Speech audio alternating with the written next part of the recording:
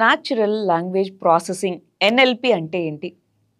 Chat GPT, Grok, DeepSeek ఈ పేర్లన్నీ వినుంటాం కదా. మన ఇండియన్ హెడ్ చేస్తున్నటువంటి పర్ప్లెక్సిటీ ఈ నేమ్స్ వినుంటాం. ఏంటి ఇవన్నీ? ఆ చాట్ బాట్స్ లేదా ఆ జీపీటీస్ ఏం చేస్తాయి? మన ఇచ్చిన కమాండ్ని తీసుకొని మనకు రెస్పాన్స్ ఇస్తాయి. మరి ముందు నుంచి ఉంది కదా గూగుల్ సెర్చ్, ఇవన్నీ ఏంటి? మనం ఇస్తాం ఒక కమాండ్, దానికి రెస్పాన్స్ ఇచ్చేది కదా. ఏంటి డిఫరెన్స్? మనం వాయిస్ సెర్చ్ చేసిన, ఒక ఫోటో ఇచ్చి దాని ద్వారా సెర్చ్ చేసిన, ఒక వీడియో సెర్చ్ చేసిన, అంటే మనం ఇచ్చే ఇన్పుట్ ఏ విధంగా ఉన్నా సరే దాన్ని ప్రాసెస్ చేసి మనకు అవుట్పుట్ ఇవ్వడము.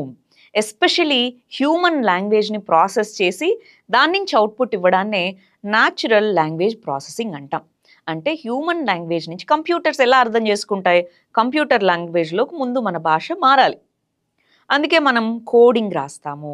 ఆ తర్వాత దాన్ని బేస్ చేసుకొని ఇంటర్ఫేరెన్స్తో దాని యొక్క ఇంటర్ఫేస్తోనే మనం చేస్తాం. కానీ ఇక్కడ ఏం చేస్తాము అంటే మనం ఇచ్చిన న్యాచురల్ లాంగ్వేజ్ని అర్థం చేసుకొని దానికి తగ్గట్టుగా ముందే ప్రెడిక్ట్ చేసి, అంటే వీళ్ళు అడుగుతుంది ఇది, ఈ సెంటెన్స్ తర్వాత ఈ సెంటెన్స్ రావాలి, ఒక ఎంటైర్ టెక్స్ట్ లేదా ఒక ఎంటైర్ ఇమేజ్ లేదా ఒక ఎంటైర్ వీడియోని మనం ఇచ్చిన సింపుల్ వాయిస్ కమాండ్ లేదా నోట్ కమాండ్తో తయారు చేయడం, దీన్నే ఎన్ఎల్పి అంటాము.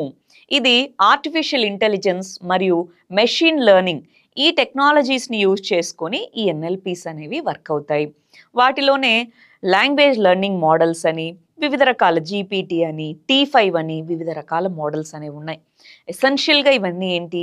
ఏఐ యొక్క టూల్స్, ఏఐ యొక్క అప్లికేషన్స్, ఆర్టిఫిషియల్ ఇంటెలిజెన్స్ యొక్క అప్లికేషన్స్ హ్యూమన్ లాంగ్వేజ్ని అర్థం చేసుకొని వాటికై అవి నేర్చుకొని, మెషిన్ లెర్నింగ్ అంటే నేర్చుకొని వాటి నుంచి మనకు అవుట్పుట్ ఇవ్వడము, దాన్నే మనం ఎన్ఎల్పి న్యాచురల్ లాంగ్వేజ్ ప్రాసెసింగ్ అంటాము.